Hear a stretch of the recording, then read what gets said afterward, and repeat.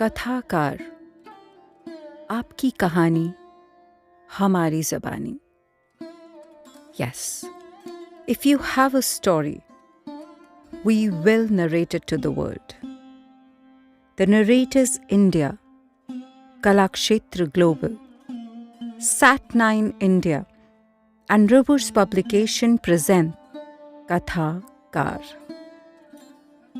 आपकी कहानी हमारी ज़बानी. आपके किरदार और हम बने हिस्सेदार. और आज के कथाकार हैं राजन के भतेजा, जो पढ़ने जा रहे हैं रेखा मित्तल जी की लिखी ये कहानी, जिसका नाम है वृद्धा आश्रम.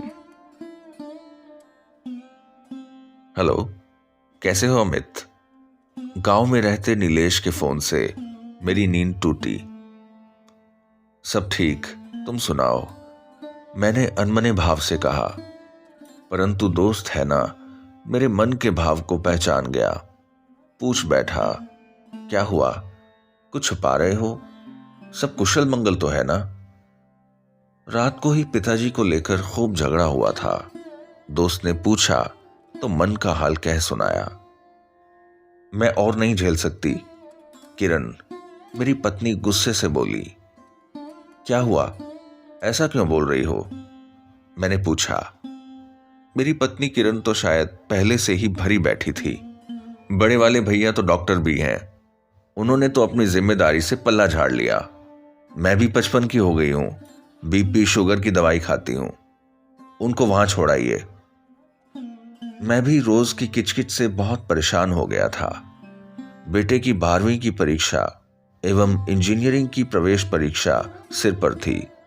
वो भी घर के वातावरण से बहुत दुखी था. पढ़ाई डिस्टर्ब हो रही थी. पर मैं सोच रहा था कि क्या करूं. पिताजी को ऐसे भी तो कहीं नहीं छोड़ के आ सकता. सुनकर दोस्त ने बोला, अरे तो घर के बुजुर्ग कहाँ जाएंगे? घर में ही तो रहेंगे. मैंने लंबी सांस भरते हुए बोला, अरे तुम्हें नहीं पता, आजकल शहरों में वृद्धाश्रम बन गए हैं. बच्चे बुजुर्ग होते माँ बाप को अपने साथ रखना नहीं चाहते. कुछ महीने के खर्चे से माता पिता को वहां छोड़ाते हैं. ऐसा क्या? अचरज से नीलेश ने पूछा. शुक्र है ये बीमारी अभी गांव में नहीं है. हम माँ बाप के साथ रहते हैं, माँ बाप हमारे साथ नहीं. तो ये थी वृद्ध आश्रम, एक आंखों देखी कहानी लेखिका रेखा मित्तल जी की लेखनी से. अगली बार आपके सामने एक नई कहानी, एक नई आवाज लेकर फिर प्रस्तुत होंगे. आपके अपने पॉडकास्ट कथाकार पर.